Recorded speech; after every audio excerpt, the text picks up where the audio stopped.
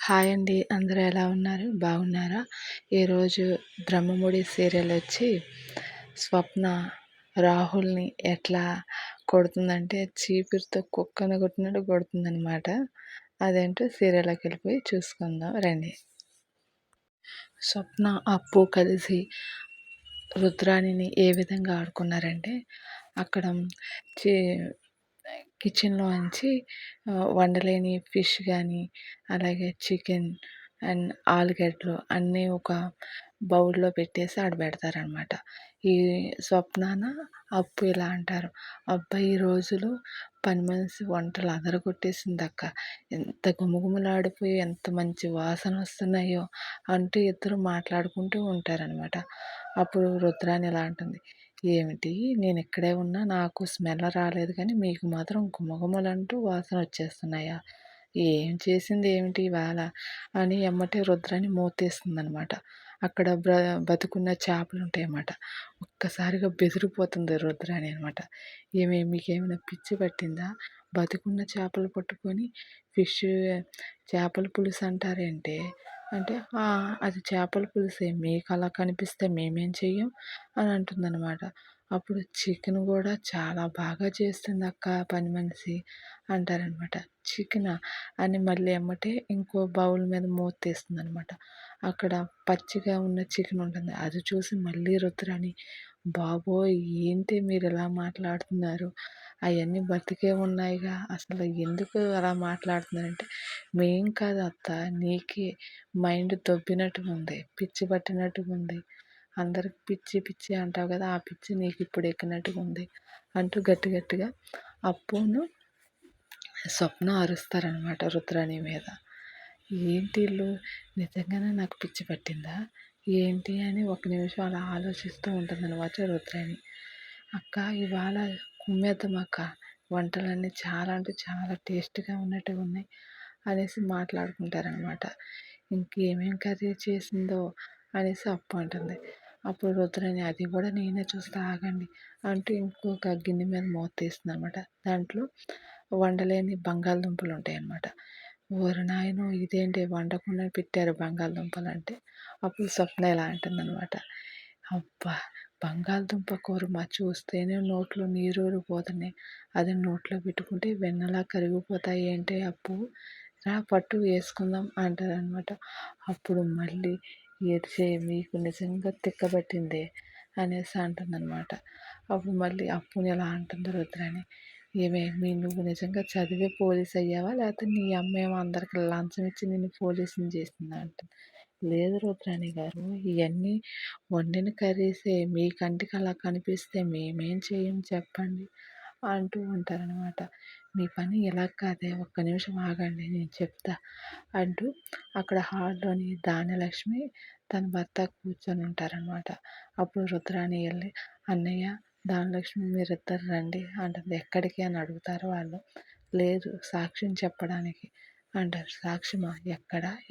ఎవరికి?" అంటే, "నాకే అన్నయ్య." "అబ్బా! రండి అన్నయ్య" అంటూ తీసుకువెళ్తుందనమాట అప్పు స్వప్న దగ్గరికి. అప్పుడంటుంది, "అన్నయ్య ఇక్కడ ఉన్నాయి కూరలంట, అయన్నీ పచ్చిగా ఉన్నాయి. ఈళ్ళేమో కర్రీస్ అంటున్నారు. ఎవరికి పిచ్చో మీరే చెప్పండి అన్నయ్య" అని అంటుందనమాట. అప్పుడు ధాన్యలక్ష్మి వాళ్ళ భర్త అన్నిట్ల మీద మూత తీస్తాడనమాట. ముందు చేపల కూర, "ఆ! చేపల పులుసు చాలా బాగుంది" అనేసి ఇక సీరియస్‌గా రుద్రాణి వైపు చూస్తారనమాట. "నా వైపు చూస్తావేంటన్నయ్య? అదేంటో ఆ తలతిక్కల మందకి చెప్పు. వాళ్ళు ఇందాక నుంచి పచ్చియి బతికున్నాయని చెప్తే, వాళ్ళేమో చేపల కర్రీ అండ్ చికెన్ ఫ్రై, బంగాళదుంప కుర్మా అని ఏయేయో మాట్లాడుతున్నారన్నయ్య. నువ్వైనా వాళ్ళకి సమాధానం చెప్పన్నయ్య" అని అంటుందనమాట. రుద్రాణి, "నిజంగా సమాధానం చెప్పవలసింది వాళ్ళకి కాదు నీకు. నీకేమైనా పిచ్చా? లేక తల తిక్కా?" అని అంటాడు. "ఏంటన్నయ్య" అంటే అప్పుడు ధాన్యలక్ష్మి మళ్ళీ అంటుంది, "నువ్వు కావ్యకి ఒక్కదానికే పిచ్చి ఎక్కించాలనుకుంటున్నావేమో అనుకున్నా.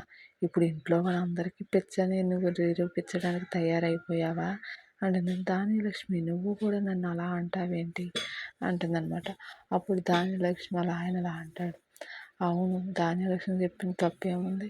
అసలు ఇవన్నీ వండిన కూరలే కదా, నువ్వేమో పచ్చియి అంటున్నావంటే" ఒక్కసారి మళ్ళీ అవన్నీ మూత తీస్తుందనమాట రుద్రాణి. అవును వండినవి ఇప్పటి వరకు ఇక్కడ పచ్చియే ఉండాలన్నయ్య వండలేనివి. ఈలోపు ఏమి మీరో ఏదో చేశారే అనేసి మళ్ళీ స్వప్నాని అప్పుని తిడుతుందనమాట. అప్పుడు అప్పు స్వప్న లేదు మామయ్య గారు ఇందాక నుంచి ఇవన్నీ వండినయే. ఈవిడ గారేమో వండలేని చేపలు, వండలేని చికెను, బంగాళదుంప లాంటివి ఏవో మాట్లాడుతుంది. మమ్మల్ని మనశ్శాంతిగా తినకుండా చేస్తుంది అనేసి అంటారనమాట.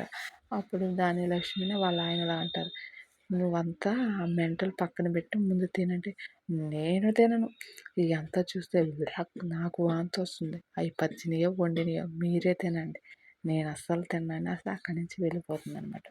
అప్పుడు ధాన్యలక్ష్మి వాళ్ళ ఆయన కూడా మీరు తినండి అమ్మ దానికి ఏదో అయ్యిందిలే అనేసి వీళ్ళిద్దరు వెళ్ళి మళ్ళీ సోఫాలో కూర్చుంటారనమాట. అప్పుడు స్వప్నాన అప్పు చాలా అంటే చాలా నవ్వుకుంటారు. మా అత్తను పిచ్చిదాన్ని చేసేసాం కదా అంటుంది స్వప్న. అవునక్క అంటుంది అప్పు. ఇలా జరుగుతుండగా ఇక రాజు అయితే కావ్యకు ఫోన్ చేస్తాడనమాట.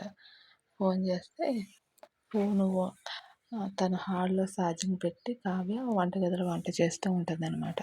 అప్పుడు కావ్య అత్తగారు వస్తూ ఉంటారు. వస్తూ ఉంటే ఫోన్ రింగ్ అవుతుందన్నమాట. ఫోన్ రింగ్ అవుతుంది ఎత్తడానికి వెళ్తే ఈ లోపల మళ్ళీ ఆగిపోతుంది. మళ్ళీ రాజు మళ్ళీ ఇంకోసారి ఫోన్ చేస్తాడనమాట.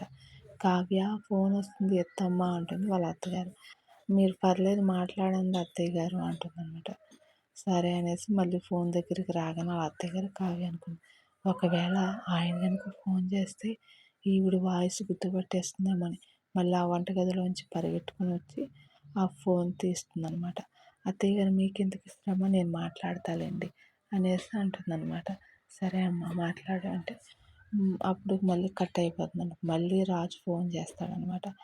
ఫోను ఎత్తమ్మా పర్లేదు మాట్లాడండి, ఆఫీస్ కాల్ అత్తయ్య గారు ఇప్పుడు అంత ఇంపార్టెంట్ ఏం కాదు అనేసి కట్టేస్తుందనమాట కావ్య. మళ్ళీ చేస్తాడు రాజు. అప్పుడు పర్లేదు మాట్లాడు ఎంత అర్జెంట్ ఉంటే చేస్తున్నారు ఆఫీస్ నుంచి అనేసి అంటే సరే అత్తయ్య గారని ఎత్తుతుంది. రమ్య చెప్పు రమ్య అంటే నేను రమ్యని కాదండి రామ్నండి అంటాడు. అటు నుంచి రాజు ఫోన్ చేసి నాకు అర్థమవుతుంది చెప్పవే రమ్య అంటుంది. నేను రమ్యని కాదండి రామునండి బాబు, నా వాయిస్ మరి అమ్మాయి వాయిస్ లాగా వినిపిస్తుందా ఏంటి మీకు, నేను అబ్బాయినండి అంటూ ఉంటాడనమాట. అప్పుడు కావ్య అత్తయ్య గారండి ఇక్కడ సిగ్నల్ లేనట్టుగా నేను పైకి వెళ్ళి మాట్లాడతానంటే సరే వెళ్ళమ్మా అంటుంది వాళ్ళ అత్తయ్య గారు. కావ్యగా ఫోన్ తీసుకుని పైకి వెళ్తుండగా ఇక అత్తయ్య గారు కావ్య అత్తయ్య గారు అనుకుంటారనమాట, ఏంటో ఈ పిల్ల ఫోన్ మాట్లాడుతూ కూడా ఎంత ఇబ్బంది పడిపోతుంది, అసలు ఏం జరుగుతుందో నాకే అర్థం కావట్లేదు, కావ్య ఈ పరిస్థితిలోంచి ఎప్పుడు బయటపడుతుందో ఏంటో అనుకుంటూ ఉంటుందన్నమాట వాళ్ళ అత్తయ్య గారు. ఈ లోపల కావ్య రూమ్లోకి వెళ్ళి లాక్ వేసుకొని మాట్లాడుతుంది. చెప్పండి అంటే నేను రమ్యని కాదండి రామునండి, నాకు తెలుసండి ఆడపిల్లలు పరాయి మగవాళ్ళతో మాట్లాడితే ఇంట్లో వాళ్ళకి ఎలా ఇబ్బంది ఉంటుందో తెలుసు కదా అంటే అందుకని మిమ్మల్ని రమ్య అన్నానండి అంటే ఓ అలాగండి సారీ అండి అంటే సారీ ఎందుకులేండి మా ఆడవాళ్ళ ఇబ్బందులు మీకేం తెలుస్తాయంటే అవునా సరే అండి సారీ అని చెప్పిన తర్వాత ఎందుకండి బాబు నన్ను ఇట్లా దెప్పి పొడుస్తున్నారు అంటాడు రాజు. సరే మీరు ఎందుకు ఫోన్ చేశారో చెప్పండి అంటుంది కావ్య. రాజు అంటాడు మీకు తలనొప్పి అన్నారుగా తగ్గిందా లేదా అని కనుక్కుంటా చేశాను అని అంటాడు. నాకు వచ్చింది హార్ట్ అటాక్ కాదండి తలనొప్పి మాత్రమే అంటుంది కావ్య. అదేనండి తలనొప్పి తగ్గిందా లేదా అంటే తగ్గకపోతే ఇప్పుడు వచ్చి నన్ను ఏమైనా హాస్పిటల్కి తీసుకెళ్తారా ఏంటి అంటుంది కావ్య. అప్పుడు రాజు ఇలా అంటాడు, హాస్పిటల్కి తీసుకెళ్ళనండి, మీకు తలనొప్పి తగ్గపోయే అద్భుతమైన చిట్కాని నేను చెప్తానన్నమాట అంటాడు రాజు. అప్పుడు కావ్య ఎలా అంటుంది, ఆడవాళ్ళే వంటింటి చిట్కాలని చెప్తారనుకున్నా ఇప్పుడు మగవాళ్ళు కూడా చెప్తున్నారా అని నవ్వుతుందనమాట. నవ్వుతే అప్పుడు రాజు అంటాడు, అవును ఈ చిట్కా కనుక మీరు చేస్తే ఒక్క 2 నిమిషాల్లో మీ తలనొప్పి అంతా ఎగిరిపోతుంది అని అంటాడనమాట. సరే చెప్పండి చేస్తానంటుంది. ఒక గిన్నెలో కొబ్బరి నూనె తీసుకొని కాస్త వేడి చేసి మీ తలకి ఆ ఆయిల్ అనేది అప్లై చేస్తూ మసాజ్ చేయండి. అవునా! అయితే ఒక్క నిమిషం ఆగండి అంటూ కావ్య కిందకెళ్ళి కొబ్బరి నూనె వేడి చేసుకొని బయట ఉయ్యాలుంటుంది కదా! అక్కడ కూర్చుంటుందనమాట. ఇప్పుడు మీ వేళ్ళతో కొబ్బరి నూనె ముంచి మసాజ్ చేసుకుంటూ ఉండండి అంటే, సరే అనేసి ఫోన్ పక్కన పెట్టి అలాగే మసాజ్ చేస్తూ ఉంటుందనమాట. అప్పుడు రాజే తన దగ్గరికి వచ్చినట్టుగా ఊహించుకుంటుంది.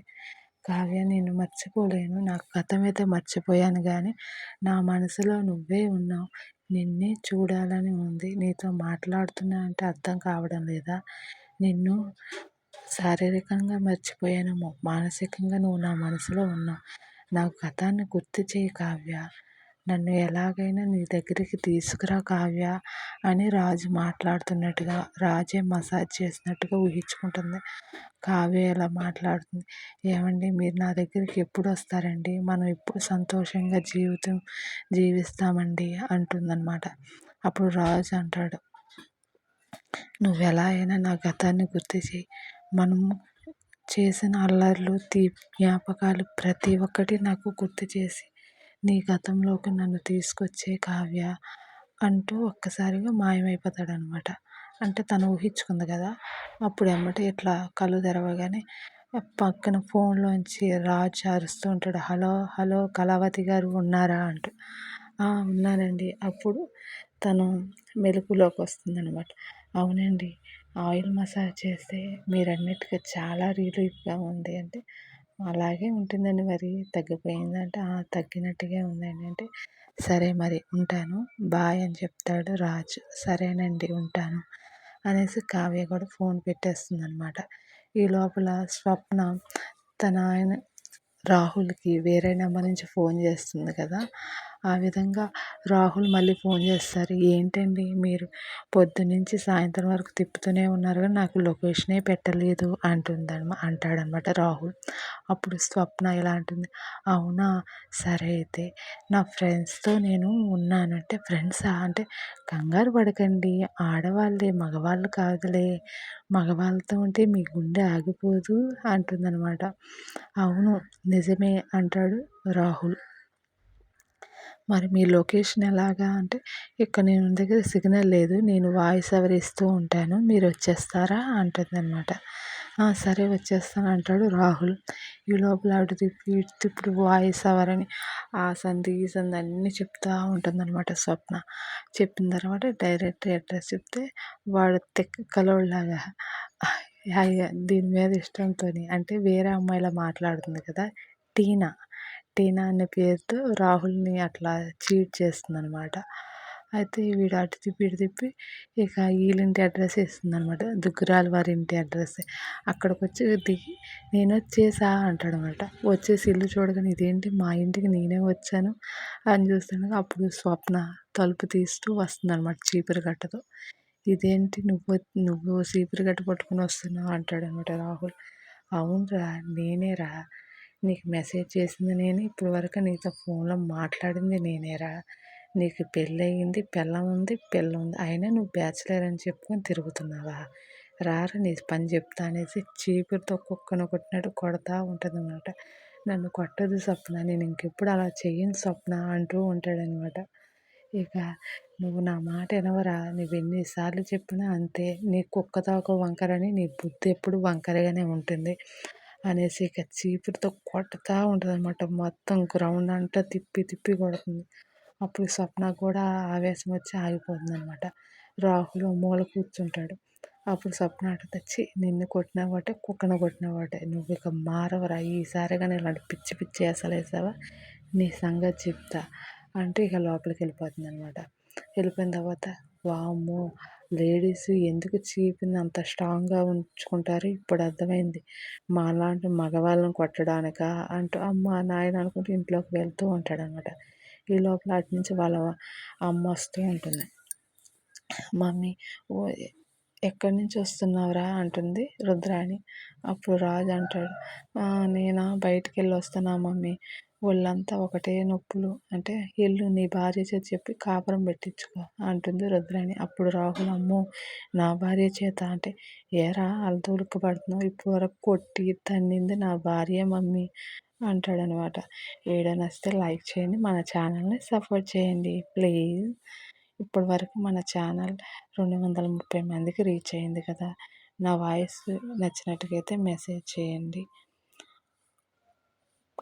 మన ఛానల్ని సబ్స్క్రైబ్ చేయండి. బాయ్.